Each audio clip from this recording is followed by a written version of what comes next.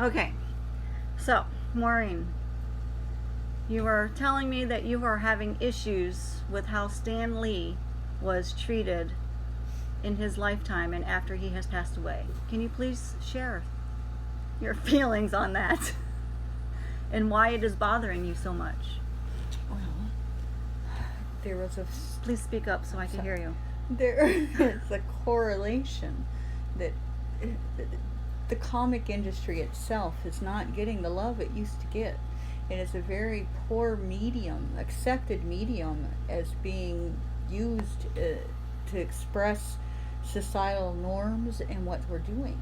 And it still be considered just a stupid book and not anything that's really good or intent literature, say like How to Kill a Mockingbird, where Stan Lee's X-Men used a lot of the stuff to determine how reflected on this, definitely on the civil rights movement. Magneto is definitely uh, with Malcolm X. Oh. Malcolm X decided that blacks needed to embrace the fact that they are different and they didn't have to hide their difference and try to assimilate into normal mainstream society. And he, unlike Charles Xavier, who decided that he was more like Dr. Martin Luther King, where we need to be accepted to the fact that we are different, but we can still fit into society by changing our attitudes. So what you're telling me is you would like Stan Lee to be recognized with his X-Men comics as a part of Showing changing how people are seen by each other. exactly. And he even had his Stan Lee soapbox, which was his monthly opinion page that he would write in every one of his comics. He gave us awesome superheroes. And even with his death, which happened recently last year in October, November, he still was able to. People accepted, oh my God, what he did and all the movies he gave us and all his cameos, but it's not showing that his soapbox that he'd sit there and took these things that happened in the 60s with the civil rights movement, of making it aware that even though these are comic books with pictures and they're cheap and then didn't have the, like To Kill a Mockingbird, or these good books of fiction and literature that expounded on society and made people think, these did that. He took an issue and said, this is what's happening. We should treat everybody as being acceptable and normal, no matter how different you are. So you would like to see maybe some more respect giving to Mr. Lee, or instead of like Martin Luther King Jr. and Rosa Lee as civil rights movement people and heroes, maybe Stan Lee could be grouped into a couple of those, or maybe as a good writer, or We should be. I believe that he did a lot of things that nobody saw. Even with good literature makes you think, and that's what it should do. And just because it's a comic book, which is a illustration with a small story and dialogue, and these people are superheroes or not in superheroes, and they're evil and whatever it is, they still took apart and he explained things, and he taught us all sorts of good things about us. We needed to be more acceptable of differences. We need to appreciate that just because you're different doesn't make you abnormal.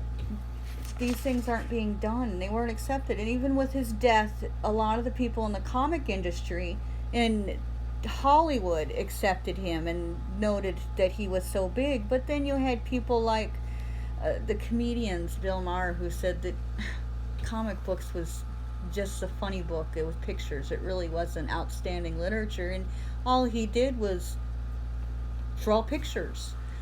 So what can you do to help bring this issue that you're having with this Well, to light, so other people out there can understand, or maybe they're having the same issues. Well, the comic book industry, also, the fandom itself, is aware of all what he did, and we all have our Stan Lee Marvel T-shirts, and Disney all wrote their stuff when it happened and all the problems, and accepted what a great person he was.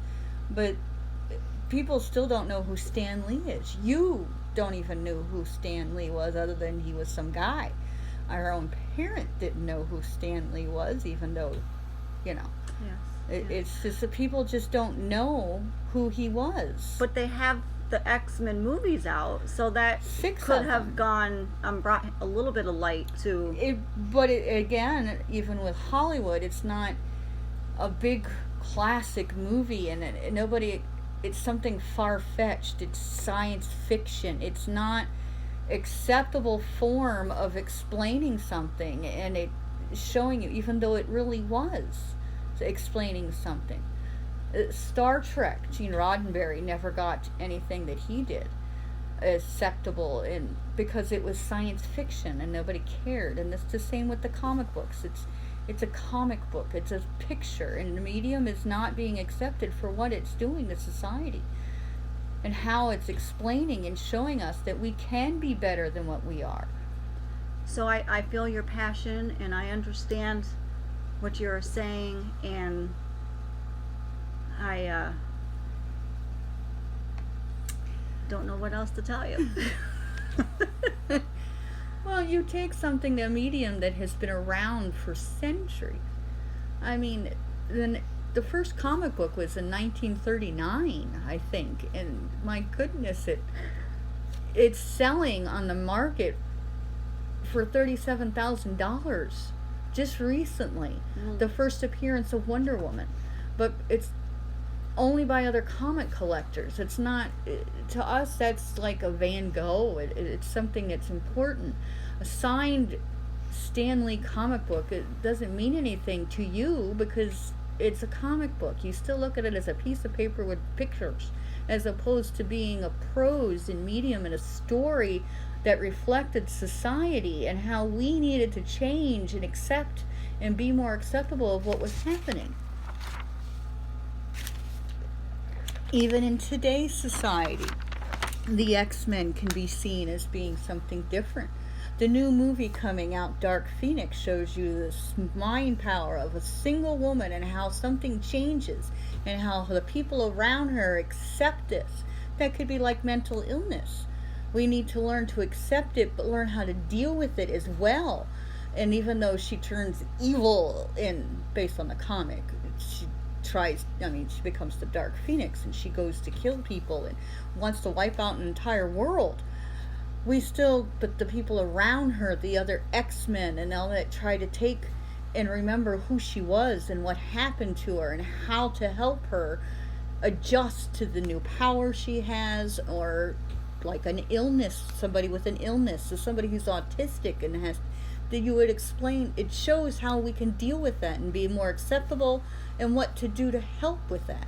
So basically, you are telling me that you need to figure out a way where Stan Lee and some of the other authors of these comic books who have been turned into movies or not turned into movies can be seen as actual good pieces of literature, and like music, they have things to say, stories to say that are true and can affect society now. Yes. And have issues that can help us understand society. Exactly. Help us understand what's happening, even though it's been written about something that is 1964, 1965.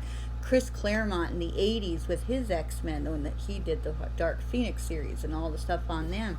Today they've had Batman, who is 100 years old, 80 years old now, but he still has the stories, and he has the things about how he took his anger and expressed it in society, and how he wanted to change things and for the better, even though it's Gotham. It could be like having a superhero in Chicago who, last weekend The police. Last weekend you had 52 shootings in Chicago alone.